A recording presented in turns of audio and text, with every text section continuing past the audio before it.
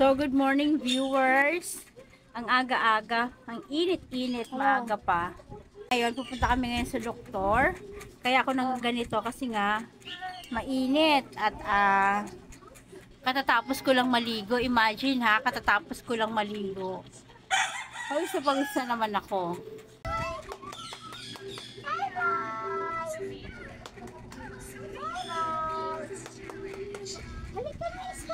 Yan, pupunta kami ngayon sa doktor kasi papacheck up namin si JLA kasi masakit daw yung tenga niya. So hindi namin alam kung ano nangyari, namimilipit siya sa sakit.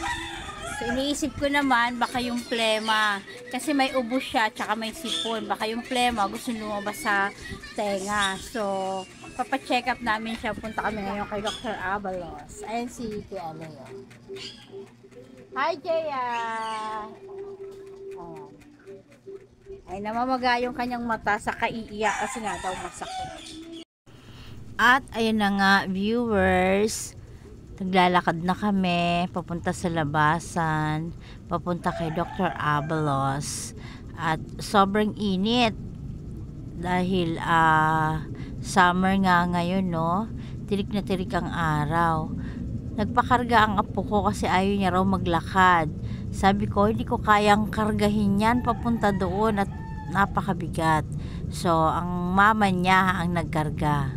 Buti na lang at nauto ng mama niya, bibilhan daw ng ice cream. So, kaya siya nagpalapag, naglakad siya. Kaya naman palang maglakad. Nag-iinartilo yung aking apo. So, ayun na, nasa Romarosa na kami. Papunta na kami kay Dr. Abalos. Ayan, kung makikita natin dyan ay tirik na tirik ang araw at ang ganda ng clouds kung makikita nyo. Ang ganda-ganda ng clouds, kulay blue and white. At yan na. Yan maganda din ang kalsada, walang ka-traffic. Ayan, malinis ang kalsada. At yan, malapit na kami dyan kay Dr. Abalos. Si Dr. Abalos ay nasa second floor, so kailangan nating umakyat sa second floor para makarating sa clinic ni Dr. Abalos. Yung anak ko, namaga din yun dati yung kanyang tenga at si Dr. Abalos lang din ang bigay ng gamot, no? Nakapagbigay ng reseta. Ayan. Yan, bumalik ang anak ko kasi wala daw tao. May nakapaskil na bumalik na lang daw ng 12 ng tanghali ang open nila. So ayan, may naghihintay din na isang pasyente. At tinignan ko nga nakalagay, will resume at 12 p.m. Thank you. Yun ang nakalagay. Kaya umuwi na muna kami at kakain muna kami sa bahay. So, hi viewers, mamaya pa kasi yung kay Abalos sa doktor. Pumunta kami kanina, nakalagay doon sa paskil 12 ng tanghali o 12 noon ang balik nila. So umuwi muna kami at kami muna ay kakain. So ang ulam namin ay fried chicken at saka yung ano ba ito? Liver. Yeah, adobo na liver.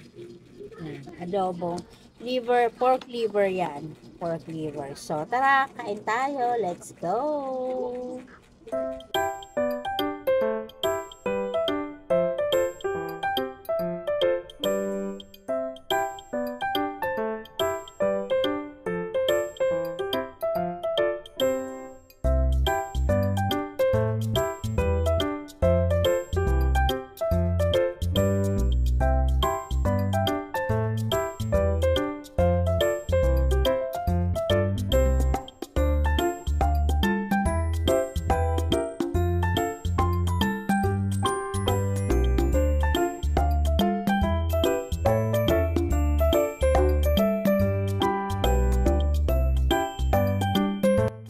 At ayan nga, tapos na nga kaming kumain at pabalik na kami kay Dr. Abalos.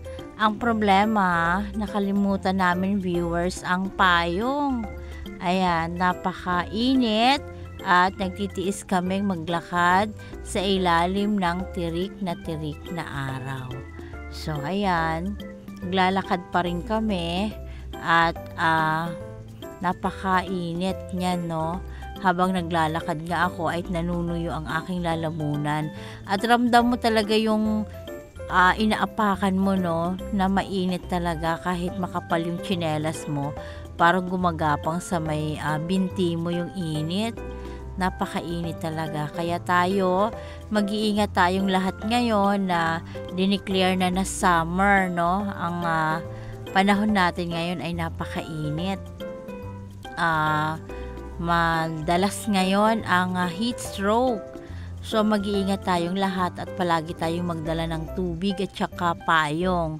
Yun ang nakalimutan namin, yung payong at saka yung tubig. Nakalimutan naming dalhin. So ayan, makikita natin, no, napakaganda ng clouds, no, kulay blue at puti. So ayan, malapit na kami kay Abalos. Kay Dr. Abalos, ayan. Aakyat na ulit kami kasi nga nasa second floor si Dr. Abalos. So, hopefully, maabutan na namin siya doon. Nandyan na siya sa kanyang clinic. Kaya ayan, aakyat na rin ako ng dahan-dahan at nauna na nga ang anak ko at ang aking apo at nag-doorbell na sila. No, so mabuti naman at may tao na sa clinic ni Dr. Abalos. Kaya ayan, yung pala meron pang pasyente, kaya sabi ko magantay muna sila dyan. Magantay muna kami dyan sa labas kasi meron pang pasyente na inaasikaso si Dr. Abalos. So nandiyan kami sa waiting area nila sa labas at makikita nga natin meron pa siyang pasyente na inaasikaso sa loob. So, ayan yung aking apo. Mabuti naman na tumigil na sa kaiiyak.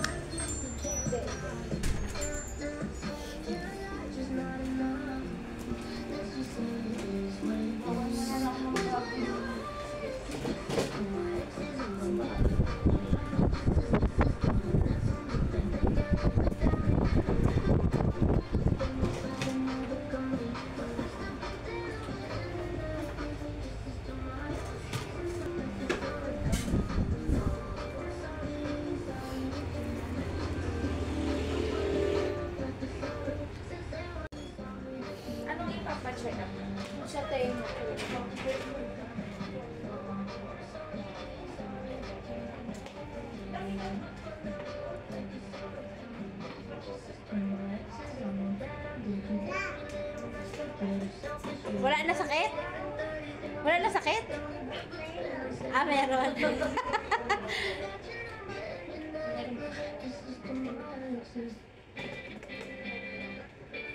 Timbang ka? Timbang ka dali, timbang ka dali. Timbang dali. Pag may keepers mo na. Ihubad yung slippers, subad.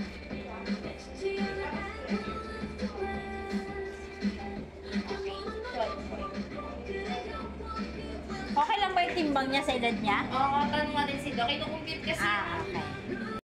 At habang nag-aantay kami na tawagin sila ng doktor, no? Kasi meron pang kausap na saglit lang si doktor. Yun sa loob. So, nag-antay ulit kami ng saglit lang. At maya-maya rin naman ay tinawag na rin sila. So, nag-video-video muna ako sa paligid. At ayan ang aking apo.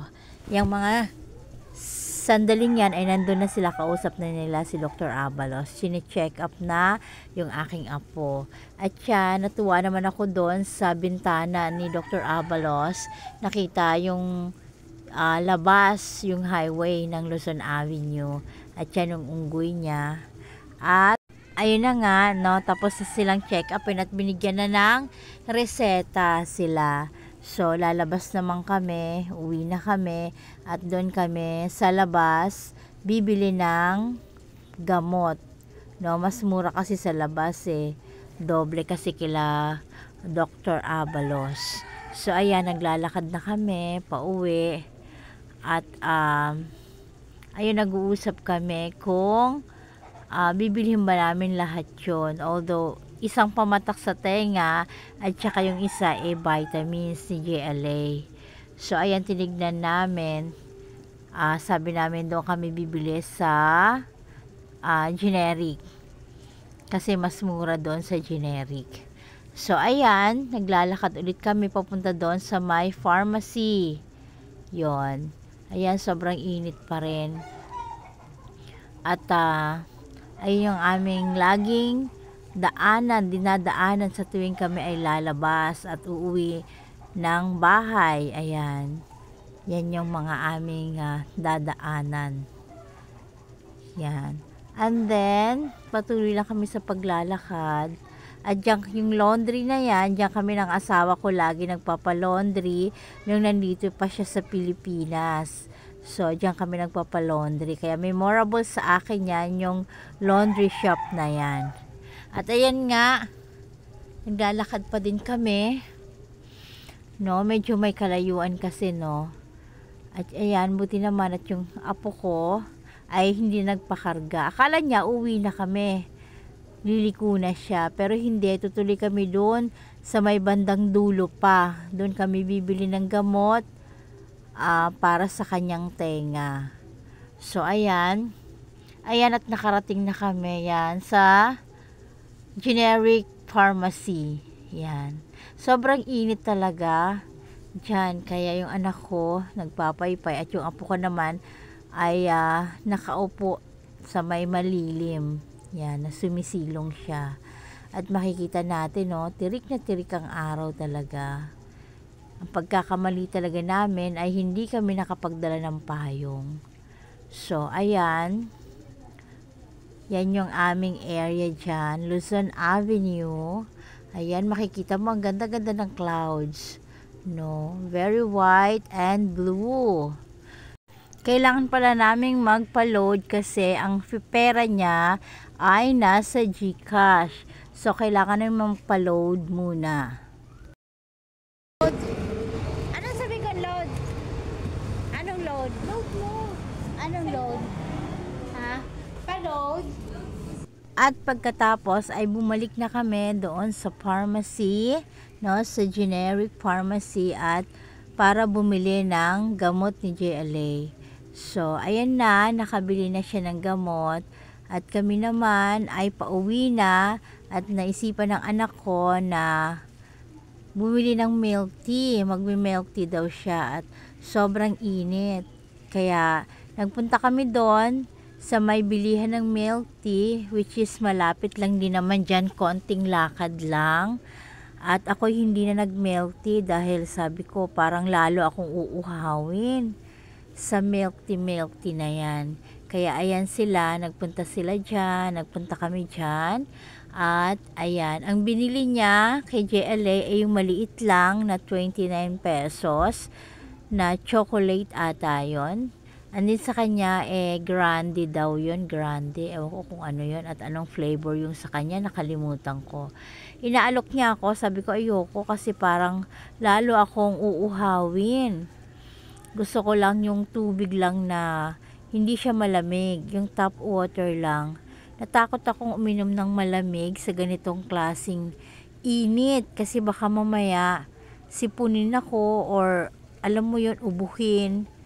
Kasi sobra ang pawis ng likod ko tapos iinom ako ng malamig. Plastic mo pa? 20% lang yung kay JLA. Ay, nakalagay.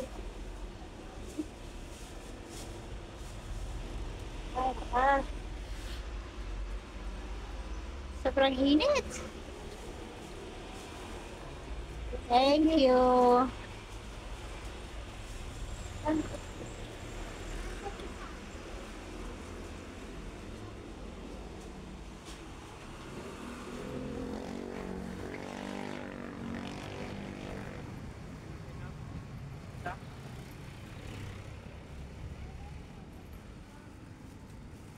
Doon tayo sa lilim mo. Diyos na init.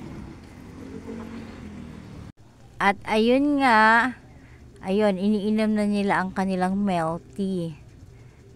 Yung anak ko, ay yung apo ko, Sarap na sarap sa kanyang milk tea. 20% lang ng sugar ang pinalagay ko at bawal sa kanya ang matamis.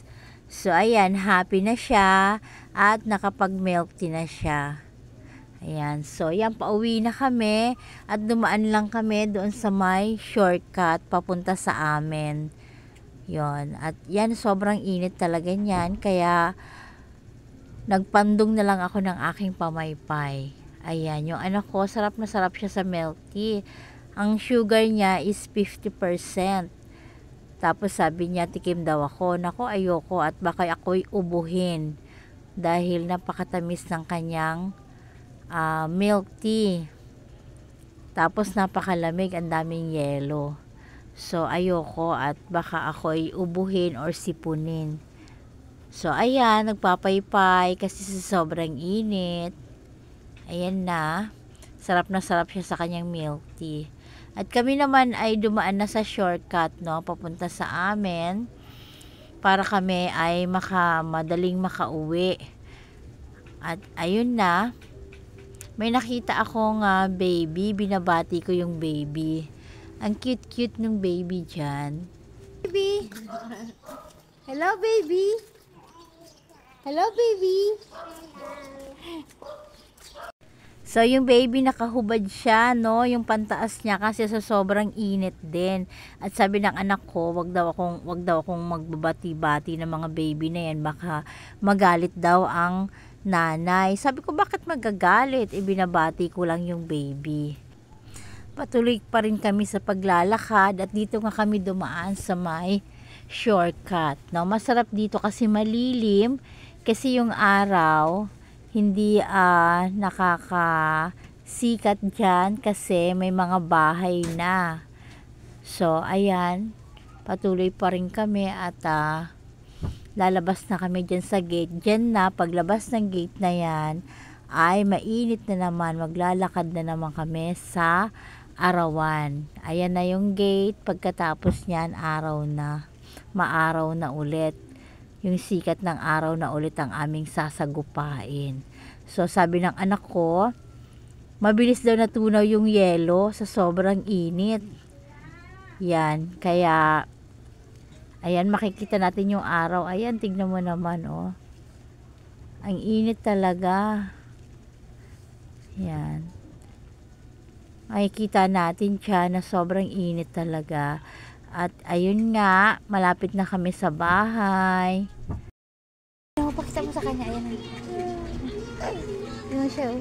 Hihigit siya, oh. Makainumin, ah. Asan na yung dede niya? Yung bulang dede. Dede niya yung isa. Huwag mo siya painumin yan, ah. Ano? 2 drops, 2 times Kailan? a day. 2 times a day. O, di patakan mo na mamaya pagkahiga niya.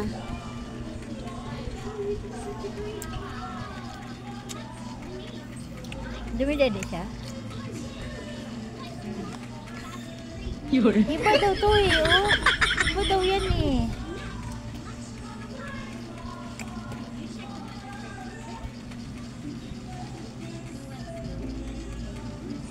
Nauhaw siya. Sobrang init kasi ng panahon eh. Iba daw talaga to eh, oh. Aba ah.